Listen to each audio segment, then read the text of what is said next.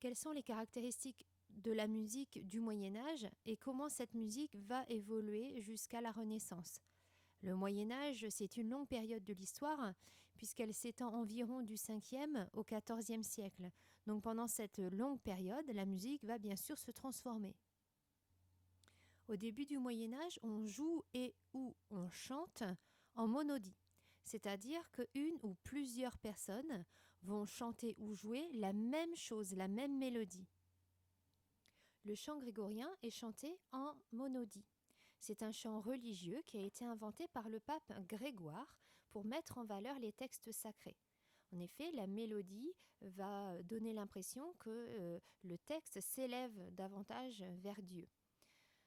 Ce chant grégorien est chanté uniquement par les hommes et a cappella, puisque les instruments étaient interdits dans les églises. C'est d'ailleurs de là que vient le terme a cappella, chanté dans la chapelle, chanté sans instrument.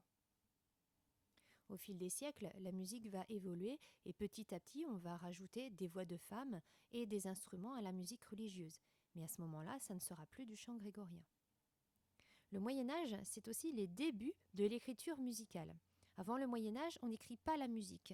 Pour apprendre une chanson, on écoute quelqu'un nous la chanter, nous la jouer et on la reproduit.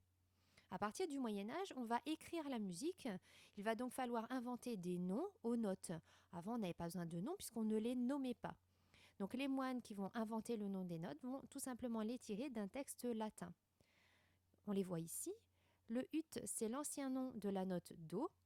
Pour former le si, on a pris le s de sancté et le j de Johannes, ce qui va former si puisque le j se prononçait i.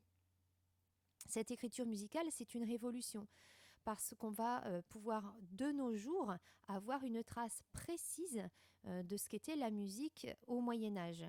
Avant le Moyen Âge, on a une idée de ce à quoi ressemblait la musique, mais rien de précis puisque les mélodies n'étaient pas écrites et qu'on n'a plus personne pour nous les chanter. Parallèlement à la musique religieuse va se développer la musique profane.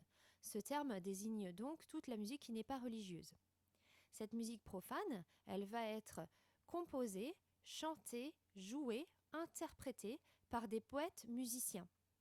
Au nord de la Loire, on parle la langue d'Oï et donc on les appelle trouvères. Au sud de la Loire, on parle la langue d'Oc et là-bas, on les appelle troubadours.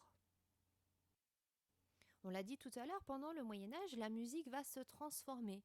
On va donc passer de la monodie à la monodie accompagnée. C'est donc une mélodie qui est accompagnée de façon simple. Alors à la mélodie principale, au thème, on va par exemple rajouter une voix parallèle, ou un bourdon, ou un ostinato rythmique. Et plus on va avancer dans le Moyen-Âge, plus on va rajouter de ces plans sonores. La musique va donc s'étoffer et on va s'acheminer progressivement vers la polyphonie, qui est, comme vous le savez, plusieurs personnes qui chantent ou jouent des mélodies différentes mais liées entre elles. Au Moyen Âge, on pratique la parodie, c'est-à-dire que l'on va prendre une musique existante pour en faire une nouvelle. Par exemple, sur le dies irae, qui est un chant grégorien, dies irae, dies illa, on va en faire une musique profane. Sire quenge viele, dies irae. Une autre, qui est une musique traditionnelle de Bourgogne, j'ai vu le loup, le renard, le lièvre, dies irae, j'ai vu le loup.